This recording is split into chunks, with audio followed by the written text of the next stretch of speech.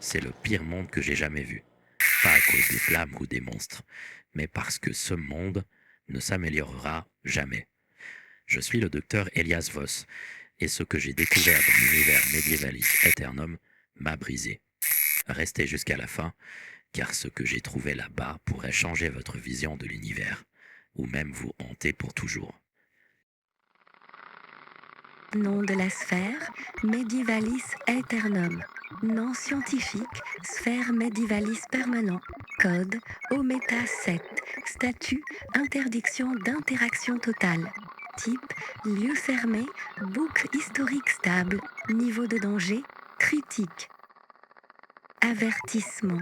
Monde bloqué dans un cycle historique fixe, 8e siècle.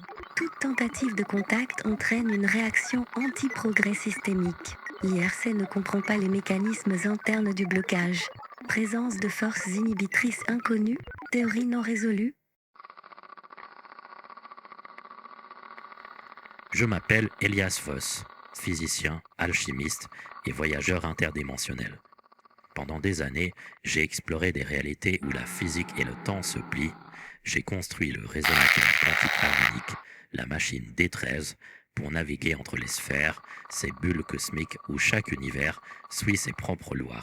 Mais un jour, j'ai découvert Medievalis Aeternum, une dimension que l'Institut IRCD voulait désespérément sceller. Ils ont tout fait pour bloquer le locus point menant à ce monde. Et maintenant, je sais pourquoi. Ils disaient que c'était trop dangereux, trop désespérant.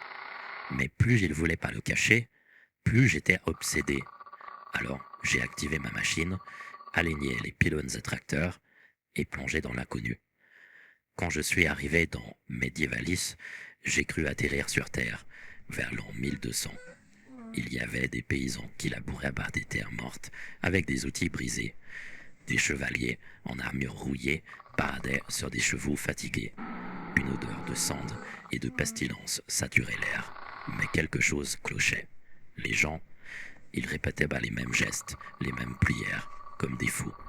J'ai vite compris que ce monde est piégé dans une boucle temporelle.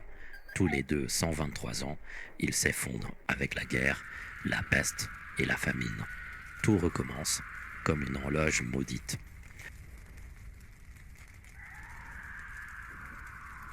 Je me suis infiltré dans un village déguisé en pèlerin. Les habitants parlaient d'un dieu capricieux, celui de l'église Sancti Ignis, qui punit toute tentative de progrès. J'ai vu un forgeron inventer une charrue plus efficace. La nuit suivante, il était brûlé vif, accusé d'hérésie. Ses cendres étaient lit noir, comme si le feu lui-même était corrompu. J'ai trouvé un manuscrit décrivant une machine à vapeur. Mais le moine qui l'avait écrit a été exécuté avant que je puisse le sauver. Ce qui m'a frappé, c'est leur résignation. Ils savaient que leur monde ne changerait jamais. Ils priaient pour l'effondrement, comme si c'était leur destin. Et pourtant, leurs yeux brillaient d'une lueur étrange, une soif de liberté qu'ils refoulaient. Plus je restais, plus je comprenais pourquoi l'IRCD voulait bloquer ce monde. Medievalis n'est pas juste une prison temporelle, c'est une ferme, une dimension exploitée par des réalités prédatrices qui se nourrissent du désespoir de ses habitants.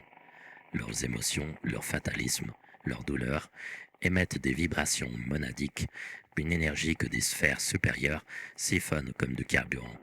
Chaque peste, chaque guerre, chaque bouchée est orchestrée pour maximiser cette énergie. J'ai essayé d'intervenir.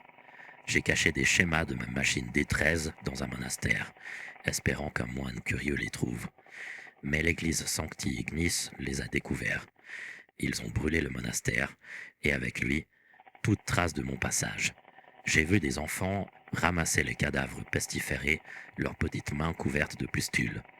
J'ai vu des chevaliers massacrer des villages entiers, juste parce qu'ils avaient construit un moulin plus efficace. Le pire, c'est de savoir que ce monde n'est pas un accident.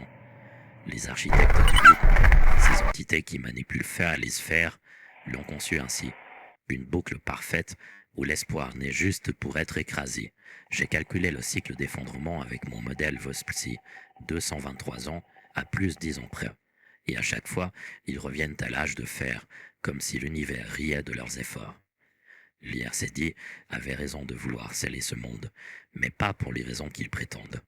Ils ne protègent pas Medievalis, ils protègent les sphères qui s'en nourrissent.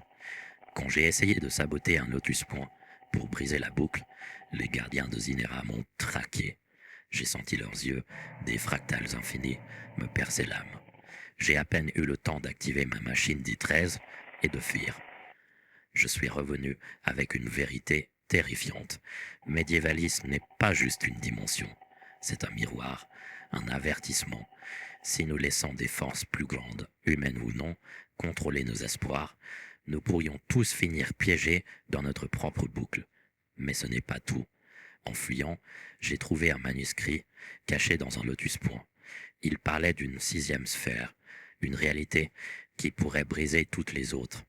L'IRCD m'a interdit de la chercher, mais je vais le faire. Abonnez-vous, car la prochaine vidéo pourrait être ma dernière.